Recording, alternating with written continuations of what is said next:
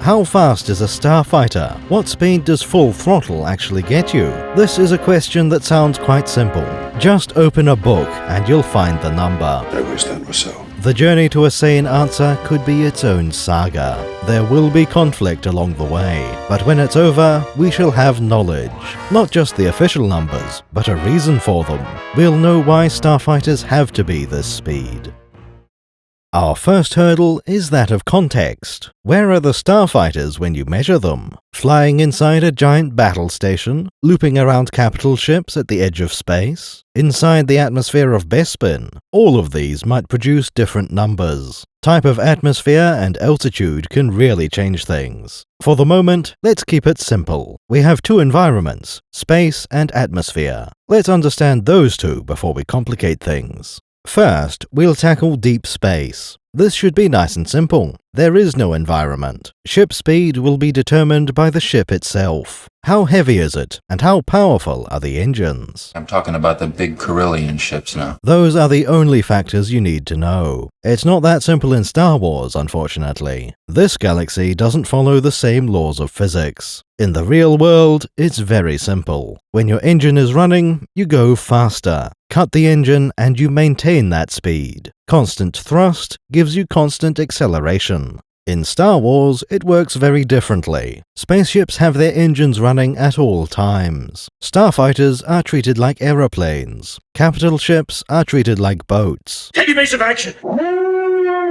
All of these vehicles travel with the engine running. They experience considerable drag. If the engine stops, the vessel will slow down and stop. Constant thrust will maintain a constant speed. That's also how it works in Star Wars. A ship accelerates until it reaches a top speed. The engines stay on to maintain that speed. Let's look at our first bit of evidence. This is a sketchbook from 1983. Inside, we have a chart laying out starfighter speeds. There are several things to notice here. First of all, the mention of top speed. That confirms we aren't dealing with Newtonian physics. We already figured that out, but now we know for certain. The reason why is completely unspecified. Maybe repulsor lifts and artificial gravity cause drag. That would explain why there's a top speed. But as far as we know, it's pure speculation. The second thing to notice is the units. These are all relative speeds. Our benchmark is fighters from the original movie. Those are 100 units, with other ships being faster or slower. You could think of them as percentage of X-wing speed. The actual unit is MGLT, which means nothing. We commonly expand that to megalight. It's very important that these units stay meaningless. There is no conversion from megalight to meters per second. Sir,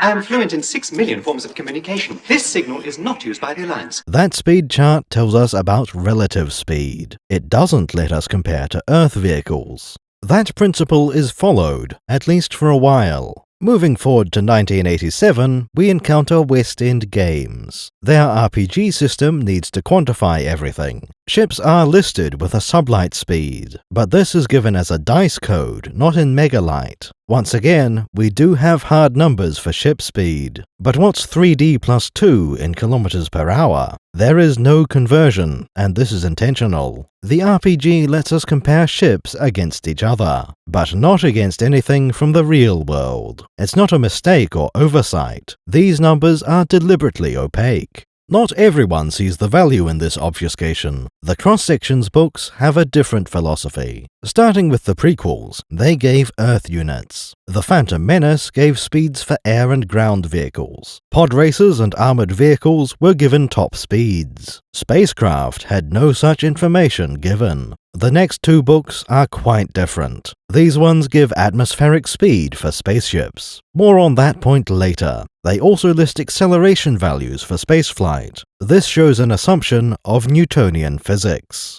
If we follow the movies, that doesn't make sense. As the sketchbook noted, starfighters have a top speed. In real physics, acceleration is what engines are for. A ship that can pull more Gs is faster. But if your ships have a top speed, that's just as important. Acceleration is just how long it takes to reach top speed. That could be seconds, or it could be days. But either way, the top speed is essential data. The problem is that once we have real numbers, we can calculate things. 3,720 to 1! Never tell me the odds. Suppose we have a speed in megalight and acceleration in g's. If we knew the time to reach maximum speed, we can figure out what it is. Then we have a conversion factor between megalight and Earth units. But there's more to learn from acceleration. If we know the dimensions of the ship, we can estimate its weight. That would tell us the thrust of those engines. We could figure out the reactor power and fuel consumption. This breaks the entire universe. Those cross-sections do not grant us knowledge. They are a curse, making the setting more fragile. Use my knowledge, I beg you. I would certainly like to. In the good old days, that was appreciated. Giving acceleration numbers would not be productive. Ships have a maximum speed, for undisclosed reasons. We know how long certain journey types will take. A few minutes from orbit to the edge of the gravity well. Half an hour to reach the moon. A few days from one planet to another. We could try calculating megalight conversions from this, but notice that we don't know what ship is making these journeys, or which planets it's traveling between. In short, we don't need to know speed in Earth units. 100 megalight is perfectly sufficient. Sublight speed of 4D is also just fine. All we need is relative speed. We're comparing to other ships. But all of this assumes we're talking about sublight speed. When inside the atmosphere, the rules are different. It's actually useful to measure distance in kilometers. And that means kilometers per hour is also useful. In this realm, we do get hard numbers in Earth units. Let's roll the clock forward to 1992. West End releases the second edition of their game. The ship stats have been slightly modified. Sublight speed is no longer a dice code. Instead, speed is listed as one number for space. How that works in the RPG is beyond the scope of this video. What matters is the atmospheric speed below. That starts with another number we don't care about, but it also includes an airspeed in kilometers per hour. Now we know how fast a starfighter is. Immediately, we start to see the concerns. Wait a minute, people start to say. That Y-wing can only manage 1,000 kilometers per hour. That's considerably below the speed of sound. We have fighters much faster than that on Earth. All this sci-fi technology, and they can't even break the sound barrier. In fact, only the TIE Interceptor and the A-wing are supersonic. The Rebel Alliance would have trouble chasing down a jumbo jet. That is the primary objection to these numbers. Most starfighters are around 1,000 kilometers per hour. That's roughly Mach 0.8. Only a few exceptional models can pass Mach 1. In the 1980s, we had supersonic jet fighters. In fact, going twice the speed of sound was possible. Reaching Mach 3 took some effort. When Star Wars was created, TIE fighters would lose in a dogfight. That doesn't sound right for an advanced sci-fi empire, losing in battle against a bunch of primitives. I think you overestimate their chances. How embarrassing. Faced with this information, there are two main responses. One of them is, that can't be right. I can't anticipate it. If these numbers are correct, that would be silly. Therefore, the real speeds must be higher. We'll consider that in the next part of the video. For now, let's try accepting the West End numbers. The average starfighter flies just below the speed of sound. What would that tell us? Are there benefits to that approach? Taking that speed as a given, it's obvious why. These are not jet fighters, they are starfighters. Flying through the atmosphere is something they can do. It's not their specialization, their purpose. You could build a starfighter to operate on a planet, but you would be making trade-offs to accomplish that. The result might be very good at dogfights in the air. Once you leave atmosphere, it's at a disadvantage. The entire galaxy has settled on the opposite choice. Build your starfighters for the stars, even if they aren't superb in the air. There are some examples of the other strategy, notably the Cloak Shape and Z-95 Headhunter. Both of these are designed for atmospheric flight. They may even do better than space-optimized fighters. All of that makes perfect sense. Design ships for the environment you expect to use them. Cloak Shape and Z-95 are great for planetary defense. But if you're running a Rebel Alliance, that's not ideal. Most of their ships are multi-purpose. The TIE Fighter is definitely optimized for deep space. The best part of this is the very obvious gap. Let's assume that there are always trade-offs. Every starfighter needs a few things. Life support, ion engines, usually a hyperdrive. What happens if you can leave those out? Build something that never needs to leave the atmosphere. As a result, it can shed weight and specialize. This vehicle would be an airspeeder. When you think about Earth planes being fast, this is the equivalent. It's what Star Wars would build for the same role. Earth fighter jets are not very good above the atmosphere. When we build a dedicated airspeeder, it has potential. Are ion engines better than jet engines? Whatever the answer, an airspeeder can choose. Starfighters have no reason to consider turbojets. There's no air in space, so air-breathing engines are out of the question. And that's how the design process goes. Take all the vacuum constraints away. Just build the best aircraft you possibly can. Unlike on Earth, we can use repulsor lifts. Wings are not necessary to stay airborne. That alone could eliminate a lot of metal. You still need control, be it from flaps or something exotic. The point is that you need to compare the right vehicles. Let's take the Cloud Car as an example. This is quite clearly a form of airspeeder. It uses repulsor lifts instead of wings. There's no ability for spaceflight. What top speed does it have? 1,500 kilometers per hour, considerably faster than starfighters. In fact, for an aeroplane, that's still pretty good. It's roughly Mach 1.2, firmly supersonic. Proof of concept, but not the pinnacle. The V-Wing airspeeder is another great example. This one is a purpose-built combat aircraft. Its combat speed is listed as only 1,000 kilometers per hour. However, maximum speed is 1,400. Still not amazing, but higher than any starfighter. It's reasonable to think Star Wars can go even faster. Why don't you outrun them? I thought you said this thing was fast. If they really wanted to, someone could surpass Earth fighter jets. But when you're facing starfighters, that's not necessary. We can also bring up deflector shields. Yes, we have power. Shields up. How do those interact with high-speed airflow? Would particle shields choke your engines? Can you streamline the vehicle at all? If the air hits your shields, that might cause a lot of drag. A serious downside, but the benefit is too good to pass up. Unless you're using a TIE fighter, in which case there are no shields. It's very hard to come to any solid conclusion on this. Deflector shields will do something to the vessel. It might make things better, or it might not. At the circus, we like this state of affairs. Starfighters are usually subsonic. That leaves room for dedicated airspeeders. Spacecraft are worse than aircraft at being aeroplanes. But in principle, Star Wars can surpass Earth technology. It's just that for various reasons, they choose not to. We were happy with this knowledge. Before the dark times. Before the turn of the millennium.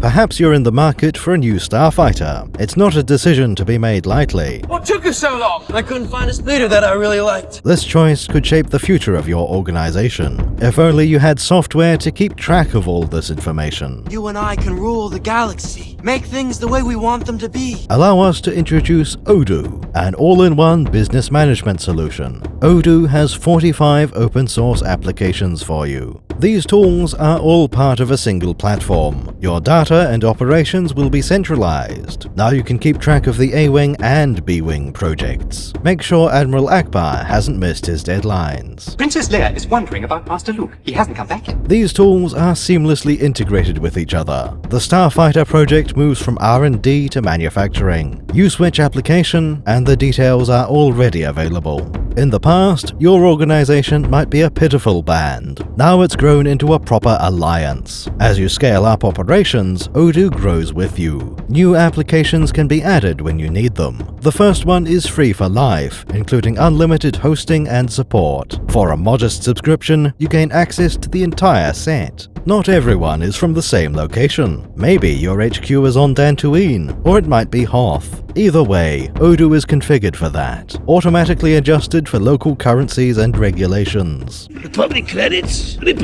are moved out here. That's not the end of automation. Odoo lets you streamline your workflow and reduce repetitive tasks. This way you can focus on what really matters. If that sounds good, find out for yourself. Use our link in the pinned comment and description. Try Odoo today.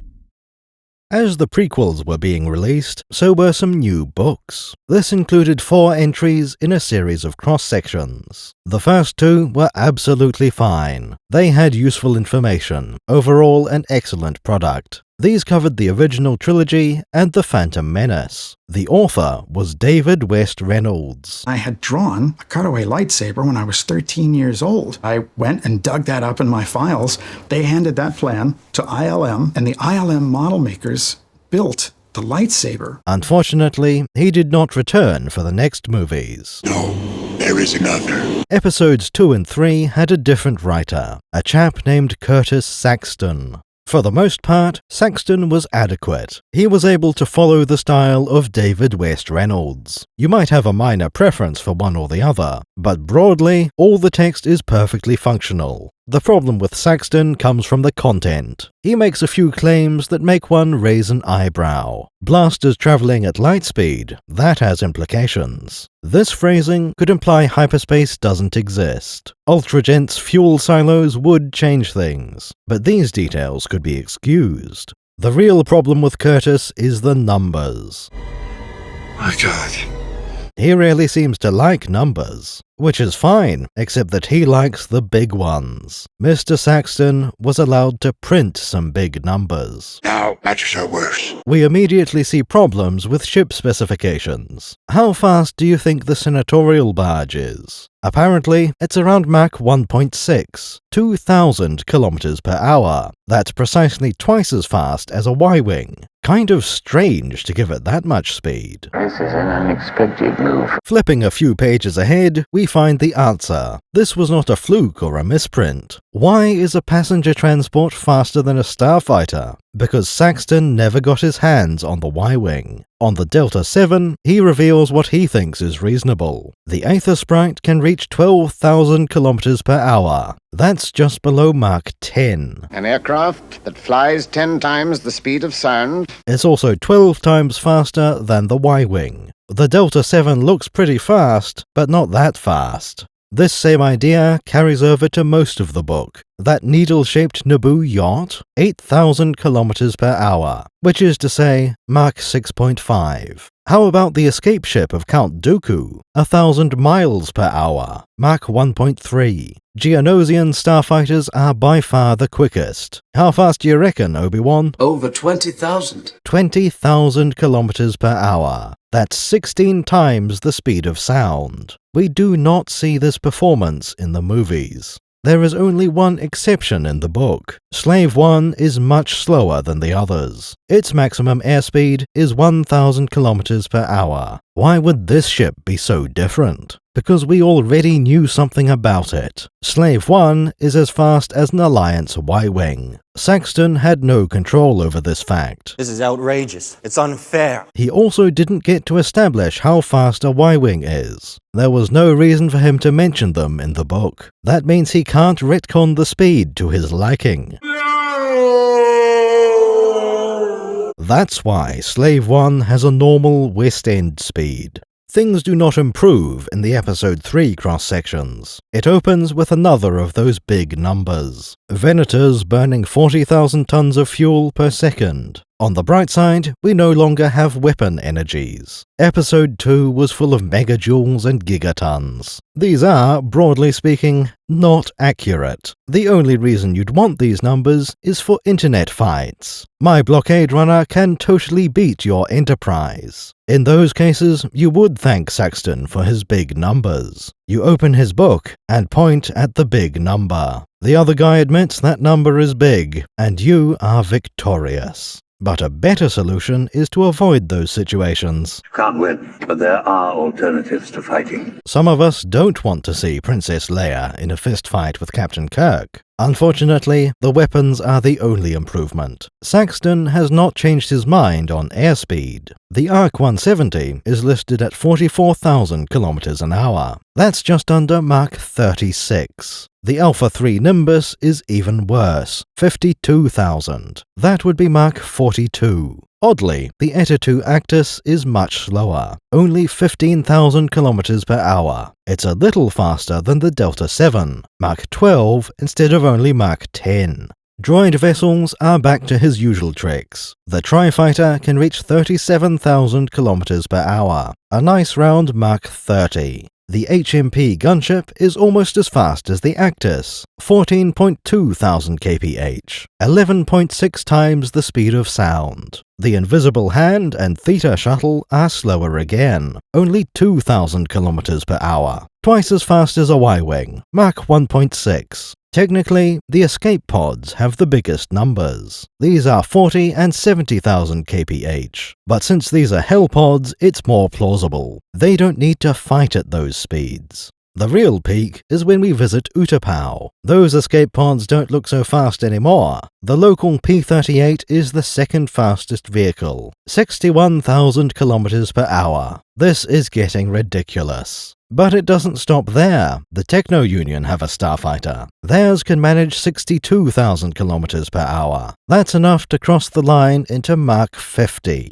Keep in mind that the Y-wing is still 1,000 kph. The SR-71 Blackbird is considered to be quite fast. It was designed for Mach 3.2, which is just under 4,000 km per hour. Other books have to make sense of the Saxton numbers. Let's take the New Essential Guide to Vehicles and Vessels. It doesn't really have a solution to the Saxton problem. The Naboo Senate barge is listed with Saxton numbers, but the N1 starfighter escaped being Saxtoned. Therefore, its speed is 1.1 thousand, a bit faster than the X-Wing and Y-Wing, but considerably slower than the ship it's here to escort. This pattern runs through the entire book. Looking at the X-Wing, we find exactly what we expect. The same speed established by West End Games. Moving over to the A-Wing, it's the same story, precisely the speed it's always had. The description talks about how incredibly fast the A-Wing is. Then just a few pages away, we have the Aether Sprite. 10,000? Which uses Saxton numbers, so it's 10 times faster. The speed is not emphasized as being at all remarkable. You could say the A-Wing is about sublight speed, not atmospheric, but the A-Wing is listed with 5,100 Gs. The Delta 7 has a flat 5,000,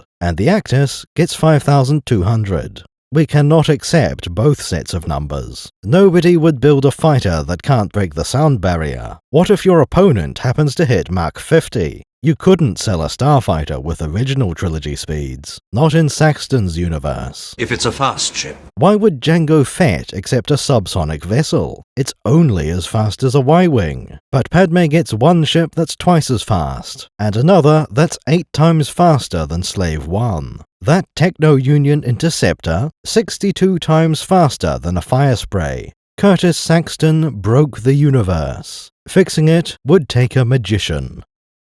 From a certain point of view, nothing can be done. Starfighters just have wildly divergent speeds. Whatever number Curtis made up are canon. It's a pity that he didn't get to overhaul the entire universe. Wow, is that amazing?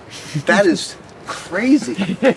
No, but it's really insane. But what's done is done. These books had the logo. Anything the company publishes must be official. We are obliged to go along with anything they say. Rey Skywalker. At the circus, we take a different approach. We know that Saxton is wrong, because his numbers don't line up. They aren't compatible with the established lore. But that doesn't solve the issue. How fast should a Delta 7 be able to fly? We could just make up a sensible number. 17. Okay, you guys got yourselves a ship. Something supersonic, but slower than the A-Wing. However, we aren't the first to notice this problem. Remember where the first set of numbers came from. The West End Games RPG system. They needed to quantify ship speeds. Well, we can do the same thing again. The prequel era had an RPG system of its own, the one created by Wizards of the Coast. They also noticed that something wasn't right with these numbers. Why take a Mach 1 ship when you could get a Mach 50 model? To fix this obvious problem, they normalized the speeds. Now you don't need to think about fighters at 12,000 km per hour. That flies 10 times the speed of sound. The idea is a joke. There are no such starfighters. But maybe you could build a very fast airspeeder.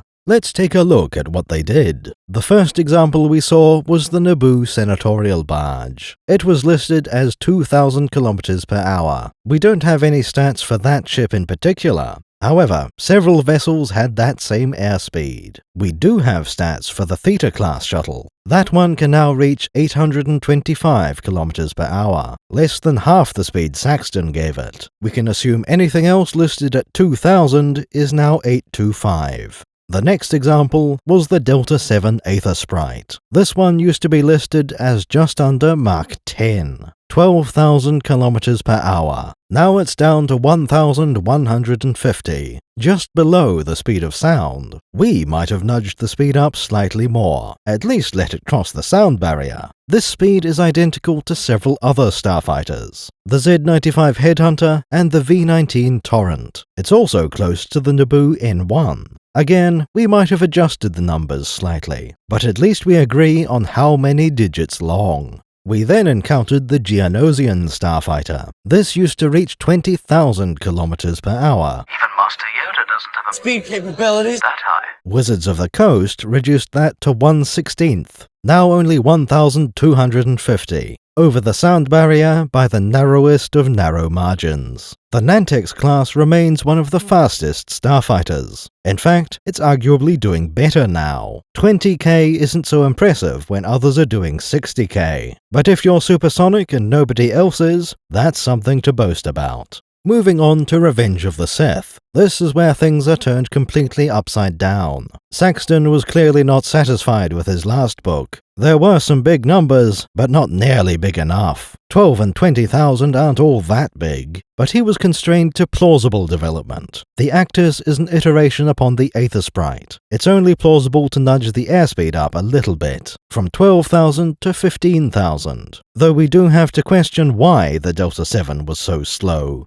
Other starfighters can manage 60,000. How are you only capable of 12? Wizards of the Coast thought differently. They brought the Actus from 15,000 to 1,500. This is the same speed as a cloud car. That also makes the Actus one of the fastest ships in the galaxy, considerably beyond the Delta 7 and the A-Wing. That's the most debatable choice of all. The Actus doesn't look anywhere near as streamlined as the Delta 7. We would prefer to give it a lower atmospheric speed. Then, to make up for it, maybe faster sublight engines. But that is a topic for a brief analysis. Next, we have a couple of ships that used to be faster, the Alpha 3 Nimbus V-Wing and the Techno-Union Mankvim 814. These are capable of 52 and 62,000 respectively. Wizards gave both of them exactly the same speed, 1,450 kph, just a tiny bit slower than the Actus. That seems like a fair enough choice. Saxton made both of these absurdly fast. The RPG keeps that idea, but puts them both somewhere reasonable. Better than the A-Wing, worse than the Actus. Not a perfect outcome, but better than it used to be.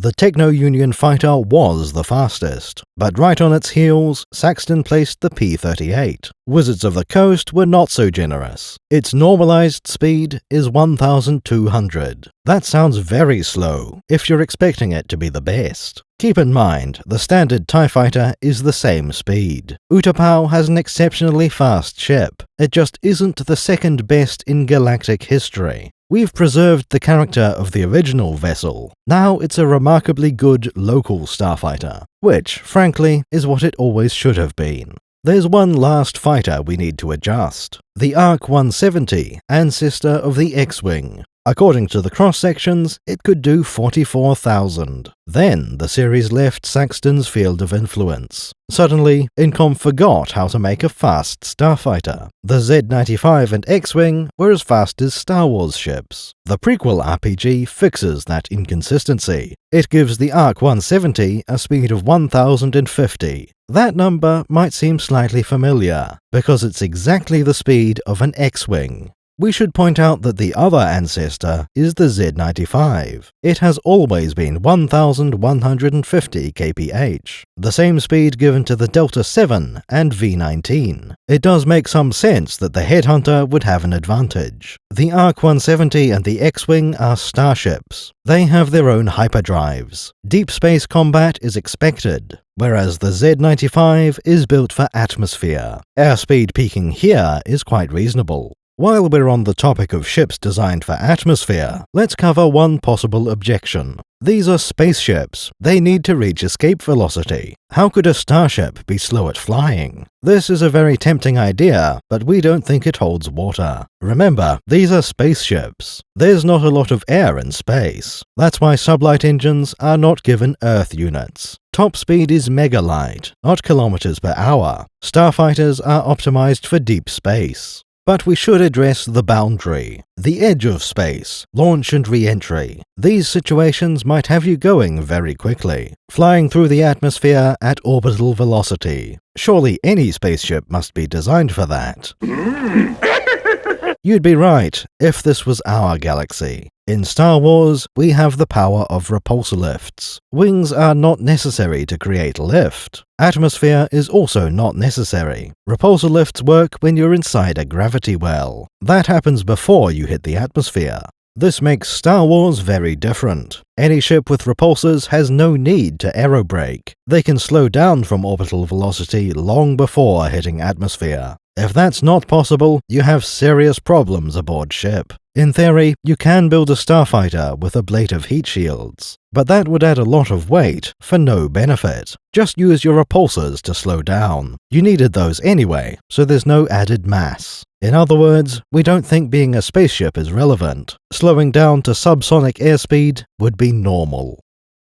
Overall, these numbers sound good. Wizards of the Coast got it about right. At the circus, we would prefer a few tweaks, maybe a new normalization project, something that puts the airspeeder above the starfighter, move interceptors into their own bracket. All the other starfighters stay near the 1000 mark. That would be a fun exercise for anyone, but most importantly, it would be optional. That rebalancing project would be a lot of work. Maybe you don't think that sounds like fun. If so, you can just use the wizard numbers. They might not be perfect, but they're close enough. And at the end of the day, close enough will do fine. We no longer have numbers off by an order of magnitude. That's much more healthy for the universe. Some of you might happen to be experts on aviation. We'd be curious to hear what your solution to the speed problem is. How fast an aircraft can you build with Star Wars technology? Many people know of the cross-section books. It's not too obscure for someone to question the numbers. However, not everyone knows about the West End stats. At least in our community, West End is the more popular RPG, so even fewer people know the Wizards of the Coast numbers. We hope you found this interesting and informative. If you already knew, now you have a link to send the uninitiated. Maybe you noticed we've upgraded our backer credits segment, that it's looking a little more three-dimensional perhaps. We've created a trench run simulation, and you can be part of it. Thank you for making it to the end of the video. We'll see you in the next one.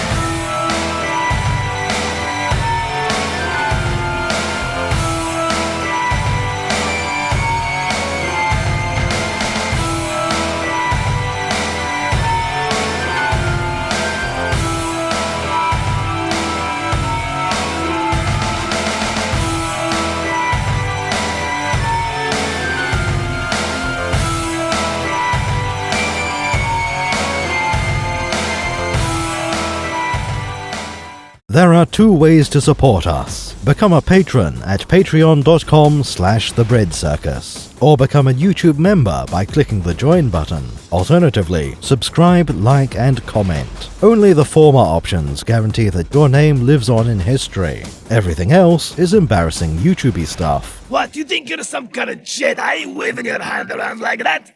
I'm a Toydarian. My tricks don't work on me. Only money. No money, no parts, no deal.